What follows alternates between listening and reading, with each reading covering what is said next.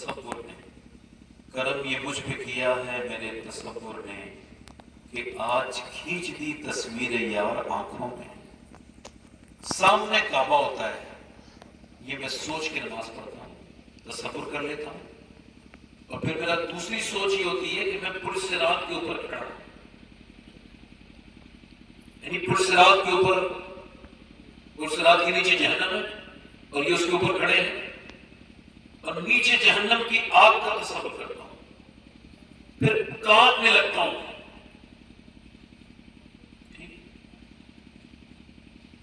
اور ہلتا نہیں کہ کہیں گر نہ جاؤں. تیسرا میرا تصور یہ ہوتا ہے کہ میرے پیچھے موت کا فرشتہ کھڑا ہے، جیسے ہی میں نے سلام پھیرا ہے یا ایک سے دوسرا سجدہ کیا ہے، یہ میری روح نکال لے گا. کہتے کانپتا بھی ہوں، ڈرتا بھی ہوں، روتا بھی ہوں، مگر مجھے یہ خبر نہیں کہ ابھی میرا رب میری نماز قبول کر رہا ہے یا نہیں کر رہا. اب تو محفل میں آ کے بھی لوگ سبحان اللہ کہنے کے لیے بہانہ دیکھتے ہیں. کوئی مولانا کہہ دے تب سبحان اللہ کہہ دیں. کچھ لوگ کہتے ہیں چلو کہہ دو، مولانا کا دل رہ جائے گا، مولانا کے لیے کہہ دو. مگر میرے بھائی اسے ہلکا نہ سمجھنا، یاد رکھو اگر پوری دنیا کے مولانا اس بات کو کہہ رہے ہیں تو یہ ہلکی بات ہرگز نہیں ہو سکتی، کیونکہ حضور نے فرمایا یہ سبحان اللہ زبان پر ہلکا ہے مگر میزان پہ بھاری ہو جائے گا. سبحان اللہ، سبحان اللہ، جب ترازو پہ یہ رکھا جائے گا تو بڑا بھاری ہو جائے گا. ہمارے ناظم صاحب نے جو میرے بارے میں شعر کہے، ان کی اپنی محبت ہے، میں اس لائق نہیں، مجھے تو خبر کوئی نہیں کہ میرا انجام کیا ہونا ہے. بس اللہ مجھے بخش دے میرے گناہوں کو، اور میری کوئی حیثیت اور اعتبار نہیں ہے. اپنی اوقات صرف اتنی ہے، کچھ نہیں بات صرف اتنی ہے، کل بھی ٹکڑوں پہ ان کے پلتے تھے، اب بھی ٹکڑوں پہ ان سبحان کے اللہ، پلتے. سبحان اللہ. ہماری کیا، ہماری ساری عزتیں آمنہ کے لال کے قدموں کی برکت ہے. اور حضور کا دامن اگر ہم نے آج سے ہی مضبوطی سے پکڑ لیا، یاد رکھو اپنی زندگی میں تبدیلی لانے کے لیے یہاں پہ بڑے اچھے لوگ ہیں. ہمارے ذاکر اسماعیلی بھائی، یہ ہمارے مدینے کے پچھلے سال کے ساتھی ہیں، یعنی 2024 میں ان کی خدمت میں تھا، اور یہ رمضان کے اس سال کے ساتھی ہیں ہمارے مدینے کے. یہ آئے تو مجھے دیکھ کے یاد آ گیا کہ میں نے ان کی خدمت مدینے میں الحمدللہ کی. اللہ تعالیٰ ہم سب کو حضور کے زائرین کا خادم بنائے، ہر طرح کے گھمنڈ سے بچائے. مولا علی فرماتے ہیں اپنے گھمنڈ کا چیک اپ کیا کرو، گھمنڈ کا. عبداللہ ابن مسعود، کسی صحابی نے ان کے کان میں کچھ کہا، اور جیسے ہی کہا ویسے ہی بے ہوش ہو گئے.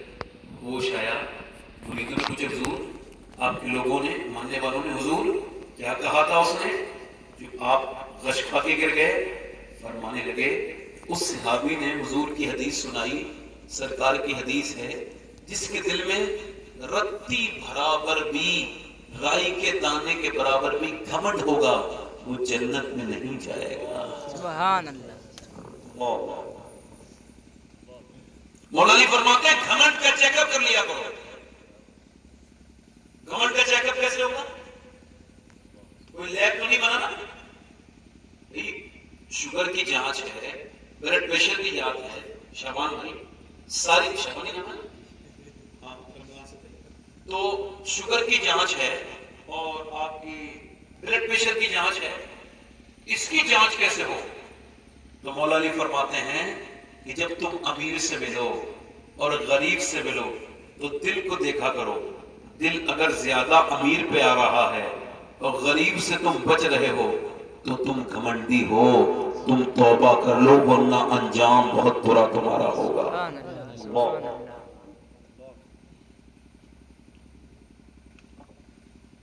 گھمنڈ بہت بری چیز ہے. بس گھمنڈ یہی ہے کہ میں تجھ سے بہتر ہوں. بس یہ جو رشتے بگڑے ہوئے ہیں نا، اس میں گھمنڈ ہی تو ہے. میاں بیوی کے رشتے کیوں بگڑتے ہیں؟ گھمنڈ کی وجہ سے. حضور نے فرمایا مومن مومن کا آئینہ ہے. اب آدمی جتنا برا ہوتا ہے نا اسے اپنی بیوی کے اندر اتنی برائیاں نظر آتی ہیں. ہاں جو اچھا ہے اسے بیوی میں اچھائیاں نظر آئیں گی. بولو ایک بات سنو، میری بات یاد رکھنا.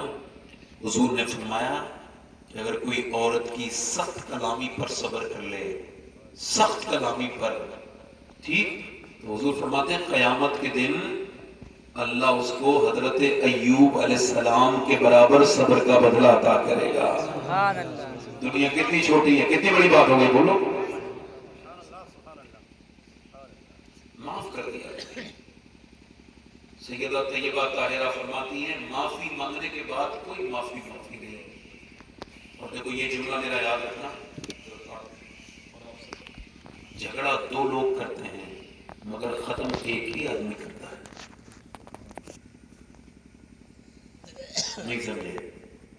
دونوں کبھی جھگڑا ختم ہونے کے لیے تیار. ایک کو میں معافی مانگے، مجھ سے معافی مانگے،